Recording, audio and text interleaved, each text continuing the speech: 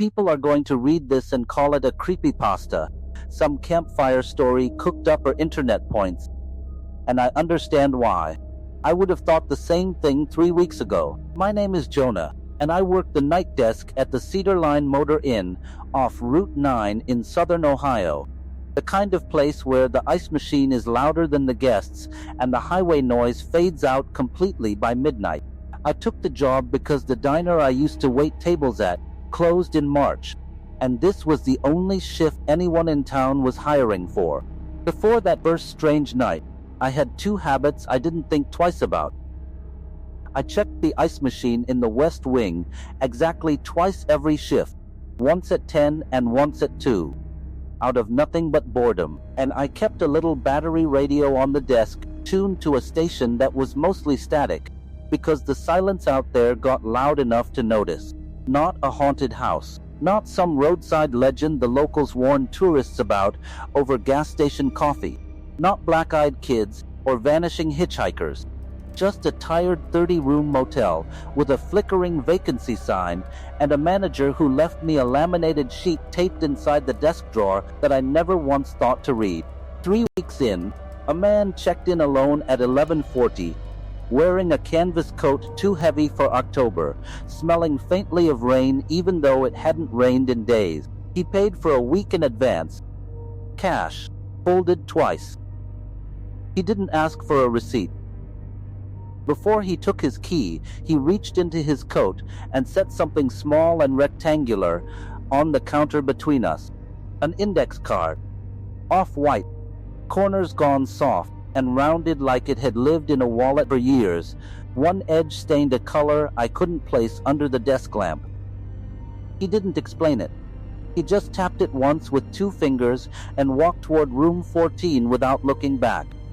I turned it over. Handwritten. Blue ink, faded to almost gray. Rule 1. It read, if the courtesy phone in the breakfast nook rings exactly once after 3 in the morning, let it ring. Do not answer it. Do not unplug it either. I read that line 4 times standing at the counter.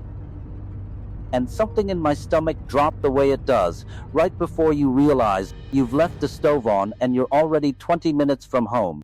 I set the card down under the desk lamp and told myself it was a leftover prop from some scavenger hunt the local college kids ran through town every fall. That lasted about 4 minutes. At 11:56, the breakfast nook phone rang once, a single flat chime that cut off before the second ring could start. And the silence that followed felt thicker than the one before it, like the building itself had inhaled and was holding it. I didn't move. I sat there gripping the edge of the counter, staring at the little beige phone through the pass-through window, waiting for it to ring again. It didn't. After a minute, my hands were still shaking, and I finally admitted to myself that the manager's laminated sheet in the desk drawer probably wasn't about lost and found policy. I pulled it out. It matched the card in the man's handwriting, only longer, older. The plastic laminate yellowed at the fold. 6 more rules underneath the first, numbered in the same fading blue ink. That was the last ordinary hour of my shift. Rule 4 was the one that scared me before I even understood it. Do not step past the office threshold between 2:15 and 2:45, it read. No matter what you hear moving across the gravel outside. At 2:11 that same night, gravel started shifting under slow, deliberate weight. Out past the ice machine, circling wide around the parking lot lights instead of walking through them. I watched the second hand crawl toward 2:15 with my palm flat against the cold glass door, and I did not open it. The sound made 2 full laps of the lot before it stopped at exactly 2:45, like it was keeping time with the rule instead of breaking it. I have never told anyone what I heard breathing on the other side of that glass. I still can't explain it, and I've stopped trying. Rule 2 came from the ice machine itself, the one habit I already had without knowing it mattered. If it starts running on its own, the card said, do not open the lid, even to check the ice. Around 1 in the morning, I heard it kick on from the West Wing.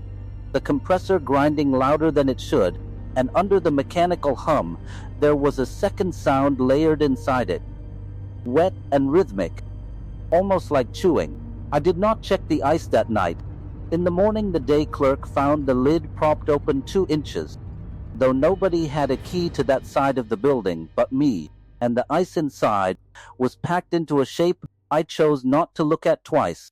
Rule 6 unsettled me in a quieter way. Never look at the same guest twice in one night, it warned. Around 1:30, a woman in a faded green raincoat walked past the office window toward the vending machines, and I glanced up out of habit. 15 minutes later, she walked the exact same path, in the exact same coat, same slow rolling gait, and this time, I made myself look down at the registration book instead. I have never told anyone the part that comes next. When I finally risked a glance back up, she was standing directly outside the office door, not moving, facing the glass, and I could see just enough of her face reflected in the dark window to know it wasn't finished changing yet. Rule 3 asked something small that felt enormous by then. If a wake-up call is requested for a time already past, write it down anyway, exactly as given. At 2 a.m., the courtesy phone chimed twice, this time from room 3.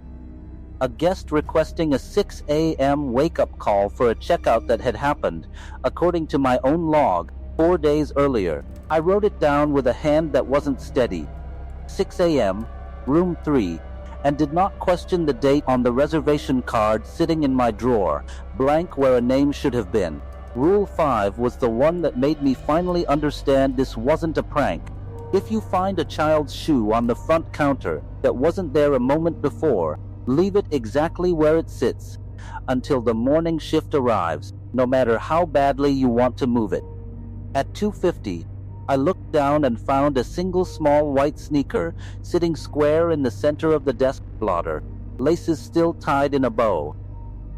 Damp at the toe, like it had walked through wet grass to get there. I did not touch it. I worked the rest of my shift around it, my eyes sliding off it every few minutes, the way your tongue keeps finding a sore tooth. Rule 7 was the last one printed on the sheet, and by the time I reached it, my hands had stopped shaking simply because there wasn't anything left in me to shake with.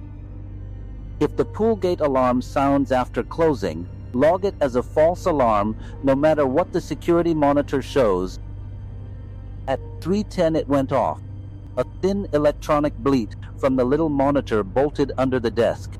On the grainy black and white bead, the pool deck was empty of people, but the water in the deep end was moving in slow, deliberate circles, the way water moves when something underneath it is turning around to face the surface. I typed false alarm into the log and did not look at the monitor again. I have tried to explain what the rest of that hour felt like, and I cannot. It wasn't fear the way I understood fear before that shift. It was the sensation of being watched by a building that was choosing, very carefully, not to do anything about me yet. As long as I kept doing exactly what the card and the sheet told me to do, every rule I obeyed felt less like protection and more like a term in a contract I hadn't agreed to sign, one that had apparently been signed on my behalf the moment I clocked in 3 weeks earlier. At 4:15, the man in the canvas coat came back down from room 14. He didn't check out. He didn't ask for anything.